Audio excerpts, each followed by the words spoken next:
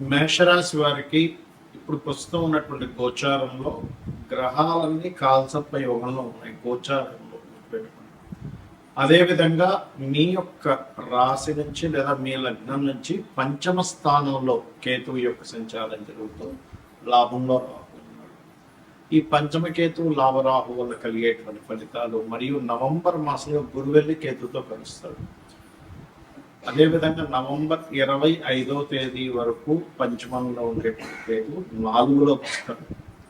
ఈ రాహుకేతువులు కాలానికి మోక్షానికి కారకులు. అంటే మనకి టైం బాగుండడం, టైం బాగుంది, టైం బాగాలేదు, టైం బాగా కలిసి వచ్చింది అంటూ ఉంటాను చూస్తారు. వీటికి కారకులు అన్నమాట. కాబట్టి ఈ యొక్క గ్రహాల యొక్క స్థితిగతులు గోచారంలో ఏ రకంగా మీకు ఫలితాలు ఇవ్వనున్నాయి, ఏ దేవతా ఆరాధన చేయాలి, ఎటువంటి విషయాల పట్ల మీరు జాగ్రత్త వహించాలి అనేటువంటి అంశాలు చెప్తుంది నేనైనప్పటికీ చెప్పిస్తుంది సాక్షాత్ లలితామ్మవారిగా భావిస్తూ ఆ లలితాంబిక అమ్మవారి యొక్క అనుగ్రహం మీకు పరిపూర్ణంగా కలగాలని మనస్ఫూర్తిగా కోరుకుంటూ, ఇక్కడ ఎప్పుడైతే పంచమ స్థానంలో ఉన్నాడో కేతువు మీరు చూడండి, పంచమంలో కేతువు ఉంటూ లాభస్థానంలో రాహు ఉంటూ గ్రహాలన్నీ కూడా మీకు ఈ మధ్యలోనే ఉన్నాయి. అంటే మీ లాభం నుంచి పంచమం వరకు ఉన్నాయి గ్రహాలన్నీ కూడా. సెప్టెంబర్ 15 దాటిన తర్వాత నుంచి స్లోగా మార్పులు వస్తాయి. అంటే అక్టోబర్ 15 నుంచి ఇంకా పూర్తిగా మారిపోతాయి వీటికి. అక్టోబర్ 15 నుంచి రవి ఉంటాడు సింహరాశి నుంచి తన రాశిలో కేతువుతో కలిసి ఉండి పక్కకు వెళ్తాడు. అయితే సెప్టెంబర్ 15 నుంచి మాత్రం మీకు అక్కడ ఏంటంటే రవి కేతువుల యొక్క కలయిక అనేటువంటిది, అంటే రాహుకేతువులతో ఏ గ్రహం మీకు ఎలా కలవడం వల్ల ఇచ్చే ఫలితాలు అనేటువంటివి చూసుకున్నట్లయితే పంచమంలో ఉండే కేతువుని ముందుగా పంచమంలో కేతువు ఉన్నందుకు కొంత ఈ షేర్ మార్కెట్ అనుకోండి, స్నేహితుల మూలంగా అనుకోండి, మరియు అదేవిధంగా ప్రేమ వ్యవహారాలకు సంబంధించినటువంటి అంశాల్లోని కాస్త జాగ్రత్తగా ఉండాలి అని కూడా చాలా స్పష్టంగా చూపిస్తుంది. అలాగే ఎప్పుడైతే ఈ రవిల్ని కనెక్ట్ అవుతాడో సెప్టెంబర్ 15 నుంచి అక్టోబర్ 15 మధ్యలో, జూన్ జూలై ఆగస్ట్ 15 నుంచి సెప్టెంబర్ 15 మధ్యలో ఎప్పుడైతే ఈ రవి కేతుతో కనెక్ట్ అవుతాడో అది ఒక రకంగా చెప్పాలంటే ఉపాసనా సమయంగా చెప్పుకోవచ్చు. దాని తర్వాత నవంబర్ 1 నుంచి నవంబర్ 25 వరకు గురుకేతువులు కలుస్తారు. సో ఈ 2 నెలలు ఈ సమయాల్లో మీకు ఉపాసనకు మంచిది. గురువుని కలిసినందుకు కొంత సంతానం సంబంధించిన విషయంలో ఇబ్బంది ఉండేటువంటి ఇబ్బంది తగ్గిస్తాడు. మరి రాహు 11లో ఉన్నాడు కదండి, అంటే రాహు ఏకాదశంలో ఉండడం మూలంగా మీకు ఖచ్చితంగా ఏదైతే మీరు వ్యాపార సంబంధించినటువంటి అంశంలో ప్రయత్నాలు చేస్తూ ఉంటారో, ఆన్లైన్ వ్యాపార సంబంధించినటువంటి విషయంలో అటువంటి వాటికి చాలా చాలా చాలా అనుకూల స్థితిలో ఉన్నాడు రాహు. అక్కడ గుర్తుపెట్టుకోండి. ఇక మీరు నిత్యము చేయవలసినటువంటి దేవతా ఆరాధన ఏమిటి చూసుకున్నట్లయితే మీరు గణపతిని ఎక్కువగా ఆరాధించాలి. ఉదయం నిద్రలేచిన వెంటనే కాసేపు గణపతి ధ్యానం చేసుకోవడం, పూజలో ముఖ్యంగా గణపతిని ముందే పూజ చేయాలని చెప్పి శాస్త్రం. సూర్య భగవానుడికి తప్పకుండా మీరు కనుక అర్ఘ్యం నిత్యము వదిలినట్లయితే మీ యొక్క జీవితం అనేటువంటిది ఖచ్చితంగా 100% మంచి మలుపు తిరగడం జరుగుతుంది. ఇక్కడ మనం చాలాసార్లు చాలా సందర్భాల్లో చెప్పడం జరిగింది, ఈ రాహుకేతువులు కాల్సర్ప యోగాన్ని జన్మజాతకంలో కనుక ఉన్నట్లయితే ఏం పట్టించుకోకండి. గోచారంలో ఉన్నప్పుడే అది దేశకాల పరిస్థితుల మీద మనుషుల్ని చూపిస్తుంది కదా. చాలా ఉదాహరణలు కూడా చెప్పాను. చిరంజీవి గారు పెద్ద పెద్ద ఒక దాదాపుగా 170 మంది ప్రెసిడెంట్ల జాతకాల్లో కాల్సర్ప యోగం ఉంది అని. ఇది జన్మజాతకంలో ఉంటే మనందరం ఏంటంటే కాల్సర్ప యోగం ఉంది, జీవితం ఏమో అయిపోతుందేమో అనుకుంటుంటాం. మెగాస్టార్ చిరంజీవి కూడా ఉందని చాలాసార్లు చెప్పాను. కాబట్టి ఇది ఎందుకు గుర్తు చేస్తున్నట్టు మీకు గోచారంలో కాల్సర్ప యోగం రావడం లేదు, జన్మజాతకానికి రావడం లేదు. గోచారంలో వచ్చినప్పుడు జన్మజాతకం మీద కొంత పర్సెంట్ పడుతుంది, ఒక 10 to 15%. దేశకాల పరిస్థితుల మీద 85% పడుతుంది దాని ఎఫెక్ట్. అందుకే మనం ఇప్పుడు చూస్తున్నాం ఈ యుద్ధాలు అనుకోండి, ఇవన్నీ కూడా. అయితే ఇక్కడ ఎప్పుడైతే ఈ గ్రహాలన్నీ కూడా ఈ కాల్సర్ప యోగంలోకి వస్తున్నాయో దీని గురించి మీరు ఏం భయపడకండి. రోజు 10 to 15% నేను చెప్పిన రెమెడీ చేసుకుంటే సరిపోతుంది. ఏది పర్సనల్ చాట్ విషయంలో. కానీ దేశకాల పరిస్థితుల్లో దీని యొక్క ప్రభావం ఉంటుంది. మరియు ఇది కాకుండా సర్పదోషం అంటారు, అది వేరు. కాలసర్పదోషం లాగా గ్రహాలన్నీ, అసలు కాలసర్పదోషం అంటే ఏంటి, రాహు కేతువు 180 degrees ఒకదానికి కూడా ఆపోజిట్లో ఉండగా గ్రహాలన్నీ చంద్రుడితో సైతం అన్ని గ్రహాలు ఒకవైపు వచ్చేసారు, వన్ సైడ్ మొత్తం ఖాళీగా ఉండాలి. అలా లేకుండా కూడా కొంతమంది ఒక గ్రహం 2 గ్రహాలు బయట ఉన్నవి కాల్సర్ప యోగం ఉంది, దోషం ఉందని భయపెడుతూ ఉంటారు. అటువంటివి పట్టించుకోకండి దయచేసి.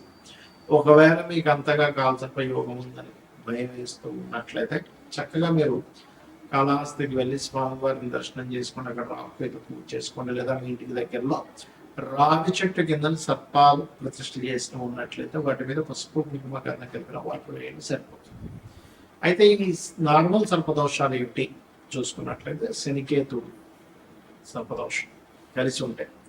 దీనికి ఏం చేయాలి పరిహారం కూడా చెప్తాను. కుజరాహువులు, శుక్రకేతుడు, రవిరాహువులు, శని రవి, కుజాబుధ, అదేవిధంగా బుధుడు కేతు, అది స్వల్పమే, పెద్ద కాదు.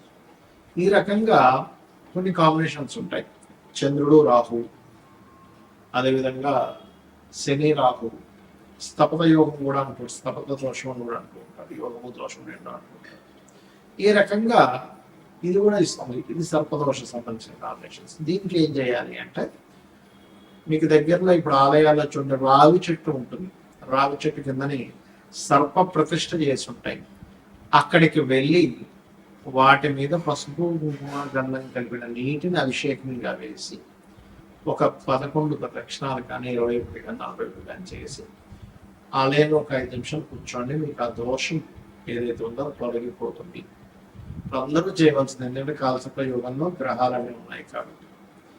ఇక మరొక విషయం ఏంటంటే, ఎప్పుడైనా సరే ఈ కాంబినేషన్స్ ఉన్నప్పుడు మనం ఏదో అయిపోతుందని కాదు, ఆ యొక్క విషయంలో ఎటువంటి విషయం అంటే ఎటువంటి జాగ్రత్తలు తీసుకుంటే మంచిది అని.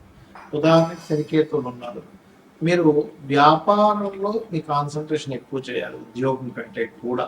ఉద్యోగంలో ఎక్కువ కాన్సన్ట్రేషన్ చేస్తే అంత పెద్దగా కలిసి రాదు, ఉద్యోగం కూడా చేయబుద్ధి అవ్వదు ఈ కాంబినేషన్లో.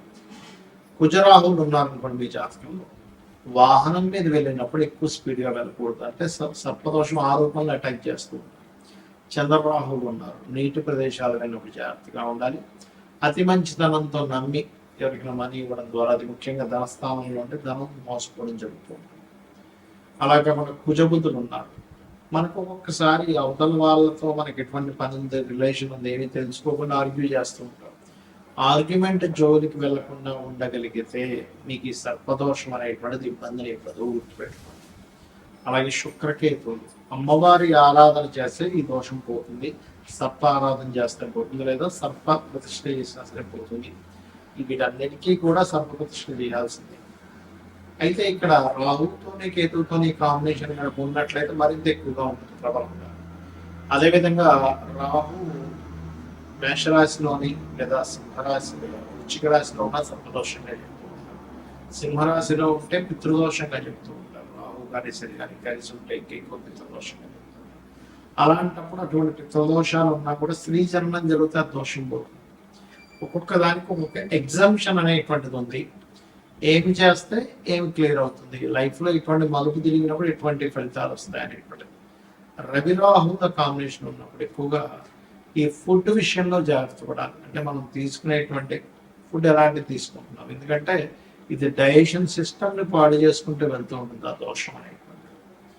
ఆ రకంగా శని, ఒక్కొక్క గ్రహము ఒక్కొక్క ఫలితాలను ఇవ్వడం. శని రాహువులు అంటే ఇదేంటంటే, శని రాహువులు ఉన్నప్పుడు చిన్న స్టేజ్ నుంచి ఎదుగుతూ ఉంటాడు, పట్టుదలతో వెళ్తూ ఉన్నట్లయితే బాగుంటుంది, కానీ జాబ్లో ఎక్కువగా ఇక్కడ సక్సెస్ అవుతూ ఉంటాడు.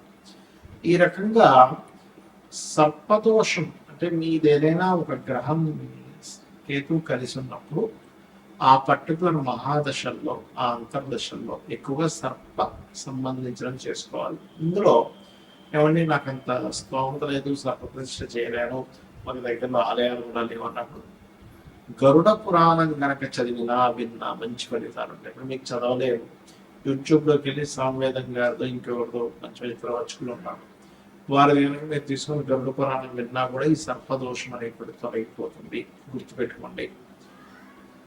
అలాగే ఈ దేశకాల పరిస్థితుల వల్ల కూడా ఇక్కడ ఎప్పుడైతే ఈ కాల్స ప్రయోగాల్లో ఉన్నాయో విపరీతమైన వర్షాలు, జల ప్రళయాలు, వైరస్లు, మరియు అదేవిధంగా ఈ నోట్ల రద్దు, ఈ కరెన్సీ రూపు మారడం, రద్దు కంటే కూడా చెప్పాలంటే కరెన్సీ రూపు మారడం, డిజిటలైజ్డ్కి ఎక్కువగా ప్రాధాన్యత ఇవ్వడం, కోర్టు కొన్ని విషయాల్లో అసలు ఏమిటి, అసలు ఇట్లాంటి తీర్పులు ఇస్తుంది ఏంటి అని ఆశ్చర్యపోయేటువంటివి కొన్ని. ఎలా అంటే కొంచెం రిజర్వేషన్స్ కూడా మార్పు రావడం అనేటువంటిది జరగనుంది. ఎందుకంటే కాలంలో ఎప్పుడు చూడనటువంటి కాంబినేషన్స్ వస్తున్నాయి, అందుకని ఇటువంటివన్నీ కూడా జరుగుతాయి. బికాస్ ఆఫ్ ఇక్కడ ఈ కేతు ఎప్పుడైతే పంచమ స్థానంలో ఉన్నాడో ఈ సంవత్సరానికి రాజు గురువు అవుతున్నాడు, కేతుతో కలుస్తున్నాడు. కాబట్టి మన యొక్క ఏవైతే మనం రాసుకున్న రాజ్యాంగంలో అనేకమైనటువంటి మార్పులు జరగనున్నాయి. రాజ్యాంగంలో ఉన్నటువంటి ఆర్టికల్స్ ఏవైతే ఉంటాయో, మనం ఏవైతే పెట్టుకున్నామో కొన్ని ఆర్టికల్స్ అన్నీ కూడా చాలా మటుకు ప్రక్షాళన జరిగేటువంటి యోగాన్ని ఈ రాహుకేతువులు, గురువు, రవి వీళ్ళందరూ ఇవ్వబోతున్నారు. శ్రీమాత్రే.